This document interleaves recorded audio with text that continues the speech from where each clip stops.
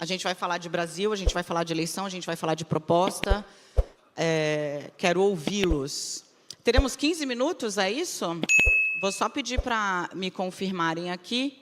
Queria trabalhar com um pouquinho mais de tempo, já que somos 3. Eu acho interessante começar esse debate, porque nós temos 2 modelos muito distintos de pré-candidatos aqui, pelo menos na forma, né? O Aldo Rebelo foi tudo. Foi deputado 5 vezes, 6 vezes, presidente da Câmara dos Deputados, ministro de Luiz Inácio Lula da Silva, ministro de Dilma Rousseff, ministro de Michel Temer, trabalhou com Ricardo Nunes na Secretaria de São Paulo, foi do Partido Comunista ao Democracia Cristã, onde ele está hoje.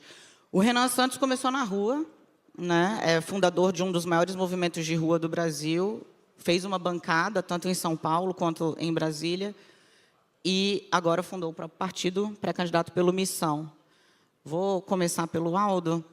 Explica um pouco por que você decidiu percorrer essa trajetória toda da esquerda, de fato, de uma militância de mais da metade da sua vida, para onde o senhor está hoje. O que te levou à direita, digamos assim? Bom dia.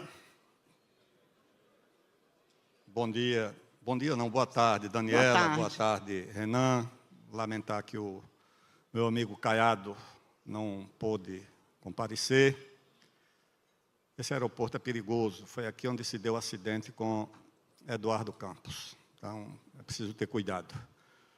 Daniela, a minha trajetória acompanha as minhas convicções. Eu penso o que sempre pensei do Brasil. Defender o desenvolvimento do país, defender a soberania, defender a redução das desigualdades, defender a democracia, que foi a minha vida. Eu fui estudante na época do governo militar, lutando pela anistia, lutando pela Constituinte, pela liberdade de imprensa, lutando pelo desenvolvimento do Brasil. Fui ministro do presidente Lula com essa agenda, fui relator de Código Florestal, de lei de transgênicos, critiquei demarcação de Raposa Serra do Sol e penso mais ou menos a mesma coisa. E a minha pré-candidatura se dá em torno do objetivo de fazer parte desse debate. O Brasil é um país rico e interditado. O problema do Brasil não é de capital, não é de investimento, não é de tecnologia. O problema do Brasil é uma interdição institucional. É um Supremo que proíbe uma Ferrogrão, o Ministério Público que proíbe o petróleo, o outro que proíbe Autazes, potássio, o outro que proíbe uma ferrovia, uma hidrovia, tudo no Brasil está interditado. É preciso desinterditar o Brasil. Uma mina de potássio não, de terras raras, autorizada, rendeu 14 bilhões de dólares. Nós poderíamos ter 200 minas dessas, mas tudo isso está interditado. Então, o primeiro debate é desinterditar o Brasil. Como é que vai fazer o ajuste fiscal? Eu já deixo o senhor retomar a ideia, porque se eu não segurar o relógio aqui, o senhor vai que vai, porque eu conheço. O senhor fala que o Brasil está interditado e que isso é um problema institucional. Renan, muita gente vê o MBL como parte dessa disrupção, digamos assim, né? Que ganhou as ruas em 14, 15, 18 deu o fruto institucional mais forte, foi o Bolsonaro presidente. Você se vê parte da solução ou do problema? Olha, eu me vejo integralmente como parte da solução, até porque o MBL foi parte da solução de um país que despertou. Mas o que há no surgimento da direita é uma crise de liderança. A liderança de direita brasileira, que era o Jair Bolsonaro, era um completo idiota. E aqui já me apresentando, meu nome é Renan Santos, tenho 42 anos, fundador do Partido Missão, fundador do MBL, futuro presidente desse país, e quero colocar as coisas de maneira bem clara. Todo mundo perdeu tempo e gastou muito tempo no debate político brasileiro, discutindo um projeto morto, que é o projeto das esquerdas brasileiras, e a resposta a isso, que foi um projeto natimorto, que é o projeto do bolsonarismo, que nunca teve proposta para o Brasil. E muita gente falou, a resposta a isso seria a polarização. Ah, não, tem uma polarização e nós vamos ficar presos nisso. Alguns dos pré-candidatos que deveriam estar aqui presentes, o Zema e o Caiado, adotaram um caminho. O caminho de seguirem na sombra do Bolsonaro. É um jogo. Flávio Bolsonaro foi pego no escândalo, eles nada... O Zema ensinou, olha, isso está meio errado. Não está meio errado. Flávio Bolsonaro é um escroque desde sempre, me desculpe os termos aqui, são pessoas elegantes que estão aqui presentes, mas é isso. E nós não podemos permitir que escroques assumam a presidente da República e tampouco um grupo político que está presente hoje, o petismo, que vai ficar rifando o nosso futuro. Nosso futuro pode ser incrível e glorioso. Em 30 anos, o Brasil tem que ser uma das 5 maiores nações do mundo. E eu estou propondo, junto com uma geração toda nova, não à toa lidero essa geração nas pesquisas, um tipo de Brasil que vai poder enfrentar todos esses problemas, enfrentar a questão das terras raras, ganho de produtividade e assim construir um grande futuro. Então vamos começar bate-bola rápido aqui. Aldo falou de ajuste. Pré-candidato, começa o ajuste fiscal por onde? Pela receita, tá certo. Tem que ser pela retomada do crescimento. Você pode cortar despesa? Pode. Vai enfrentar resistência do judiciário, do Supremo, das corporações, mas pode cortar despesa. O desperdício é grande. Mas o ajuste ou é feito pela receita, ou o país amplia a base da arrecadação, porque o presidente Lula quer aumentar a arrecadação aumentando impostos. O resultado é a maior fuga de domicílios fiscais do Brasil, fuga de empresas para o Paraguai e para a China. Quem não quebrou, quem imaginou que grandes empresas que quebraram recentemente iam quebrar. Então, o ajuste tem que ser aumentando a base da arrecadação e, se possível, com a redução da carga tributária. Aumenta a base da arrecadação como? No andar de cima? Olha a plateia. Aumenta a base da arrecadação como? Taxando o andar de cima? Falei para o senhor ver bem a plateia. Aumentando a base da arrecadação e, se você aumenta a base da arrecadação, olhe, se o país passar a crescer 4% por ano, a curva de juros vai embicar para baixo. Se o país passar a crescer 4% por ano, a relação dívida-PIB vai embicar para baixo. E aí você pode reduzir, inclusive, a carga tributária para evitar que as nossas empresas vão para a Guiana, vão para o Paraguai, vão para a China. Você pode fazer isso aqui. Então, o ajuste é aumentando a receita pelo crescimento da economia. Qualquer economista sabe disso. 4% de crescimento, o Brasil não terá problema para enfrentar. Renan Santos, é fato, se foi eleito o seu ministro da Fazenda, é o Kim Kataguiri, qual é a receita do crescimento ou do ajuste fiscal dele? Seria um ministro maravilhoso, Kim Kataguiri, o deputado que protocolou a PEC, que resolve a questão na área da despesa. Vou discordar do meu amigo Aldo. Nós temos que fazer um ajuste na área da despesa, e a PEC protocolada que já endereça esse assunto, é uma PEC de 3,3 trilhões em economia em 10 anos, é uma PEC justamente que o Kim começou a endereçar. Temos que começar a andar pela área da despesa, porque temos que dar um choque de credibilidade nas contas públicas do Brasil. O choque de credibilidade vem, os investimentos vêm, e a gente tem as duas coisas ao mesmo tempo, que é o crescimento somado ao fim da tensão no longo prazo para os investidores, entendendo que o Brasil será um país capaz de arcar com seus compromissos. Essa é a base de um crescimento econômico sustentável. E mais, todas as experiências internacionais e a literatura séria a respeito dão conta de que o ajuste mais duradouro é sempre o ajuste no campo da despesa, que é o que nós vamos fazer. Corta onde? Me explica. Porque é fácil falar cortar na despesa. Vamos cortar a despesa. Como? Não, no que é mais impopular, Dani. Eu vou começar já com o mais impopular. Desindexando tanto a aposentadoria quanto o BPC do salário mínimo. Ninguém vai querer falar isso nas eleições. Os demais fiscalistas que colocam ali, volto a colocar. O Flávio disse que não ia ter proposta, ia dançar, provavelmente estaria dançando aqui nesse palco. O Zema não quer falar do assunto, disse que só vai privatizar a Petrobras. Então não garante reajuste real de salário mínimo, nem de aposentado.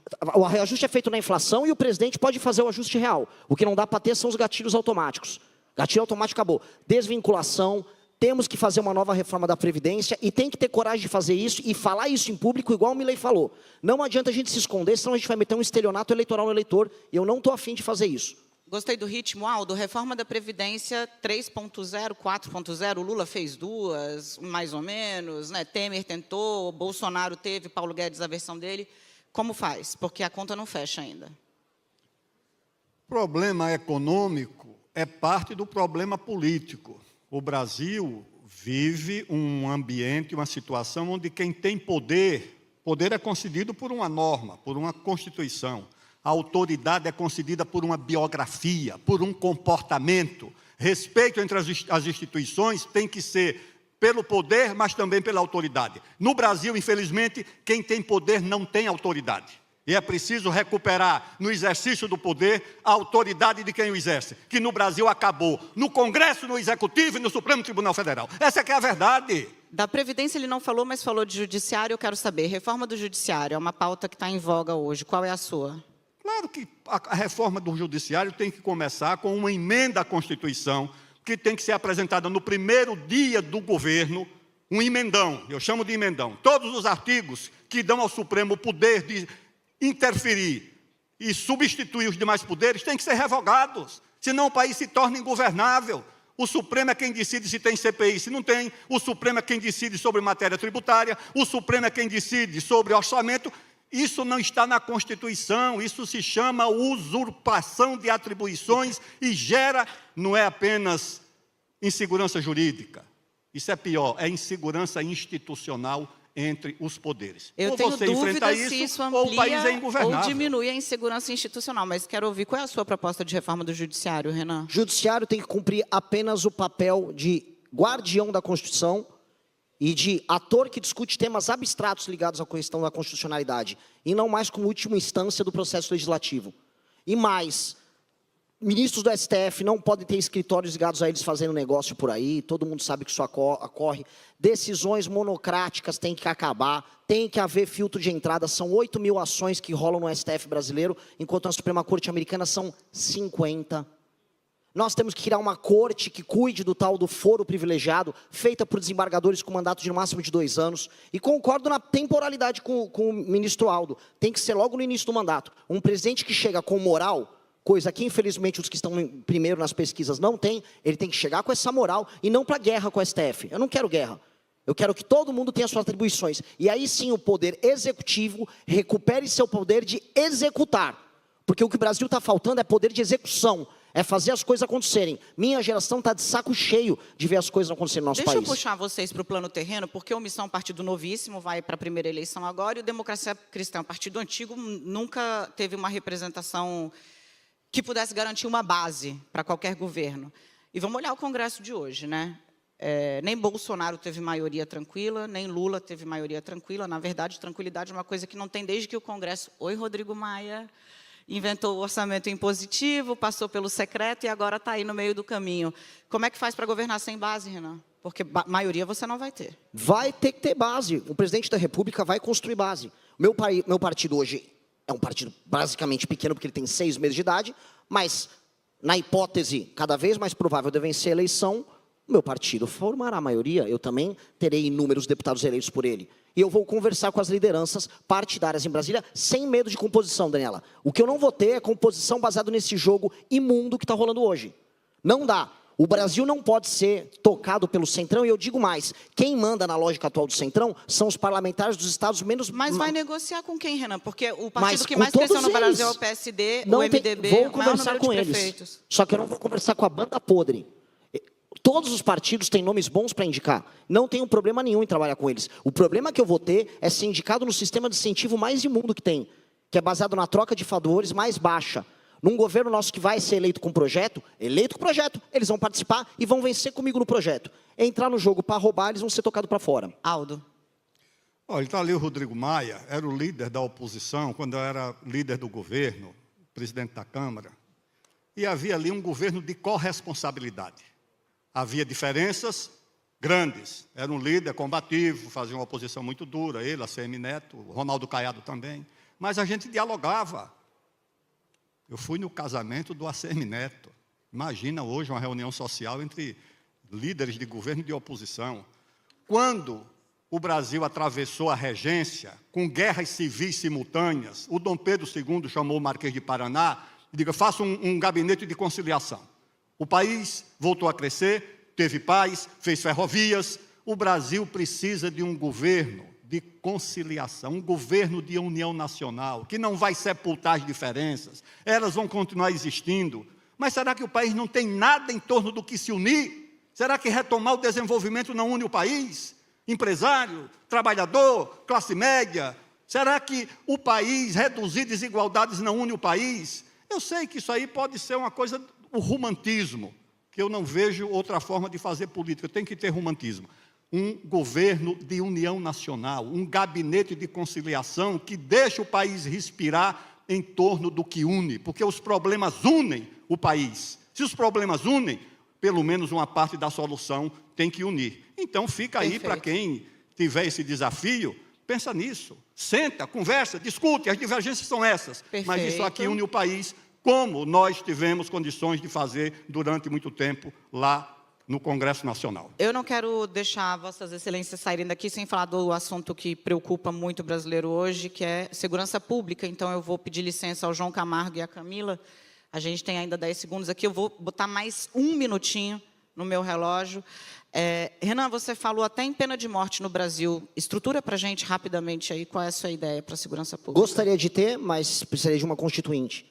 O meu governo, e pegando um gancho de um tema importante, um governo de união nacional é um governo que vai declarar guerra ao crime organizado e vai eliminar toda e qualquer possibilidade de ocupação territorial. Estamos fazendo um evento hoje no Guarujá. A região do Guarujá, a região toda da Baixada, é uma região tomada pelo PCC. Membro do PCC, ou vivo na cadeia, ou morto, apenas para a eternidade. Esse é o papo. Ele cravou 30 segundos, Aldo. Eu creio que você tem que separar o que é o crime comum do crime organizado. O cidadão que comete um crime no trânsito, não tem antecedentes criminais, ele vai ter direito à audiência de custódia, habeas corpus, etc. O crime organizado não pode ter isso. Você tem que ter, dura a expressão, leis de exceção para o crime organizado, para que o Ministério Público, as polícias militares e civis e o judiciário possam agir com eficácia contra o crime organizado. Preciso interromper. Se não for assim, você não vai resolver o problema. Leis de exceção para o crime organizado, que a Justiça, a Polícia e o Ministério Público tenham condições de enfrentar, porque não pode ser tratado como mais um crime comum. Deixo aos colegas da imprensa a missão de, sem fazer propaganda partidária aqui, para o novo partido, deixo com vocês a missão de seguir questionando os pré-candidatos. Boa tarde. Se você gostou do vídeo, deixe o like e se inscreva no canal. E não se esqueça, a onça é inevitável.